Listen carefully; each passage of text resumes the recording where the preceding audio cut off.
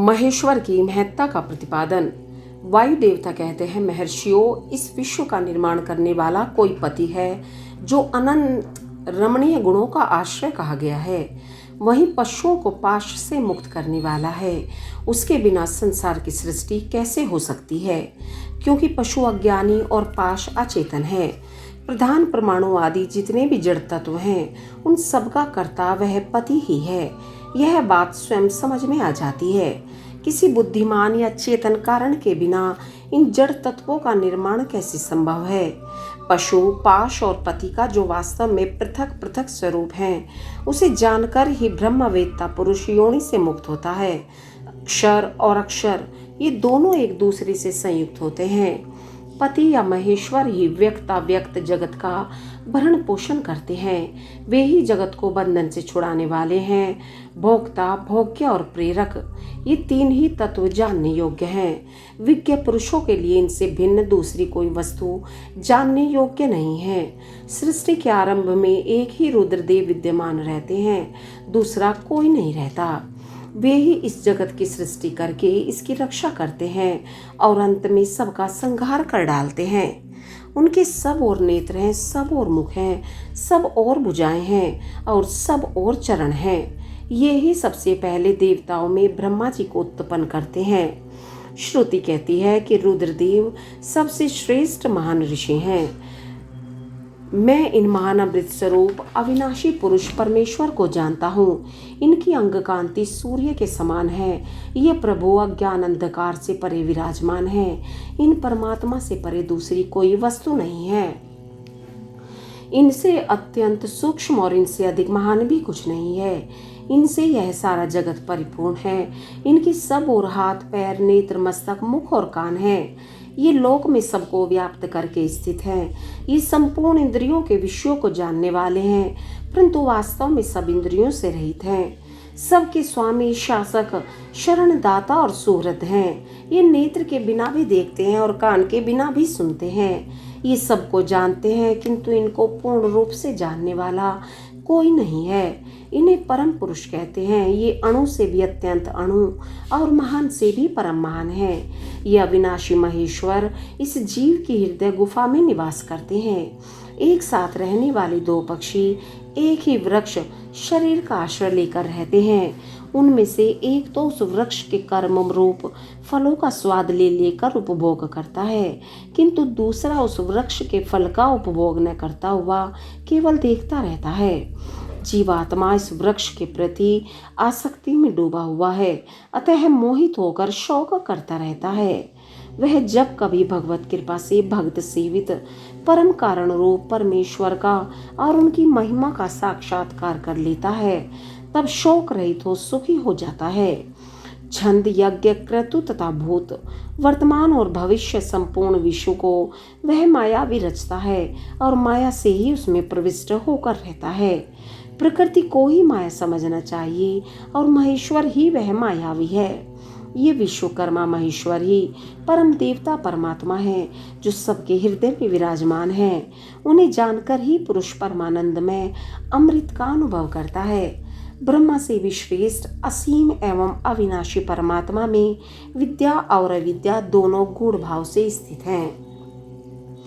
विनाशशील जड़ वर्ग को ही यहाँ अविद्या कहा गया है और अविनाशी जीव को विद्या नाम दिया गया है।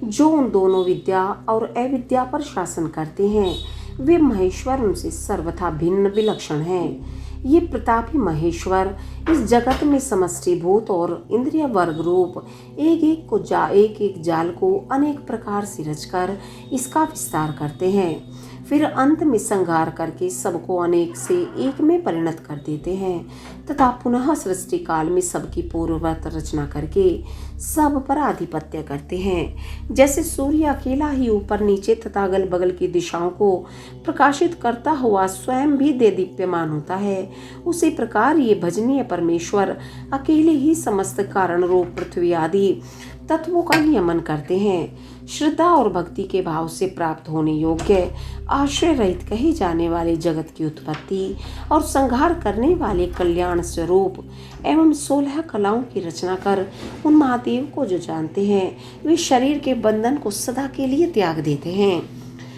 अर्थात जन्म मृत्यु के चक्कर से छूट जाते हैं। वे ही परमेश्वर तीनों कालों से परे, निष्कल, सर्वज्ञ, त्रिगुणाधीश्वर एवं साक्षात परात्पर ब्रह्मा हैं। संपूर्ण विश्व उन्हीं का रूप है। वे सबकी उत्पत्ति के कारण होकर भी स्वयं जन्मा है, स्तुति के योग्य है, प्रजाओं के पालक, देवताओं के भी देवता और संपूर्ण जगत के लिए पूजनीय हैं।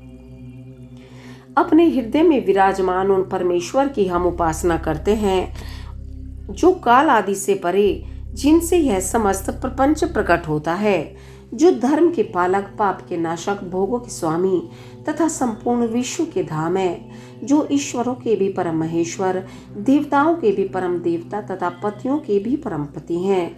उन भुवनेश्वरों के भी ईश्वर महादेव को हम सबसे परे जानते हैं। उनके शरीर रूप कार्य और इंद्रिय तथा मन रूपी करण नहीं है। उनके समान और उनसे अधिक भी इस जगत में कोई नहीं दिखाई देता। ज्ञान, बल और क्रिया रूप उनकी स्वाभाविक पराशक्ति वेदों में नाना प्रकार की सुनी गई है। उन्हीं शक्तियों में इस संपूर्ण विश्व की रचना हुई है। उसका न कोई स्वामी है, न कोई निश्चित चिन्ह है, न उस पर किसी का शासन है।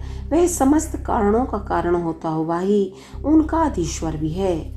उनका न कोई जन्मदाता है, न जन्म है, न जन्म के माया मलादि हेतु ही है। वह एक ही संपूर्ण विश्व में समस्त भूतों में गुण रूप से व्याप्त है। वही सब भूतों का अंतरात्मा और धर्माध्यक्ष कहलाता है। वह सब भूतों के अंदर बसा हुआ सबका दृष्टा, साक्षी, चेतन और निर्गुण है। वह एक है, वशी है, अनेकों विवशात्मा निष्क्रिय पुरुषों को वश में रखने वाला है। वह नित्यों का नित्य, चेतनों का चेतन है। वह एक है, कामना रहित है और बहुतों की कामना पूर्ण करने वाला ईश्वर है।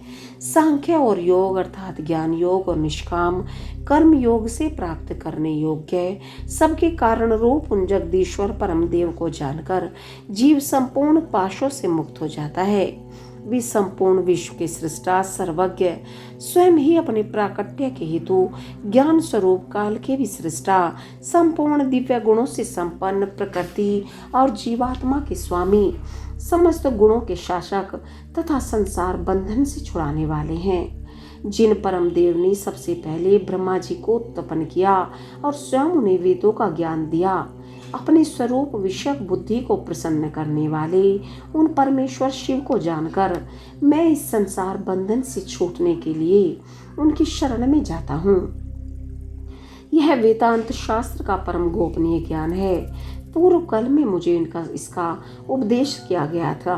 मैंने बड़ी भारी सौभाग्य से ब्रह्मा जी के मुख से इस ज्ञान को पाया था। जो शम दम से रहित हो उसे इस परम उत्तम ज्ञान का उपदेश नहीं देना चाहिए। जो अपना पुत्र सदाचारी तथा शिष्य न हो उसे भी नहीं देना चाहिए।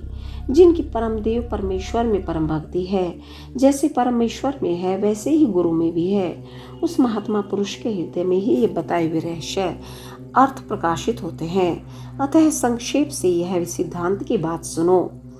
भगवान शिव प्रकृति और पुरुष से परे हैं। वे ही सृष्टि काल में जगत को रचते और संहार काल में पुनः सबको आत्मसात कर लेते हैं। ओम नमः शिवाय।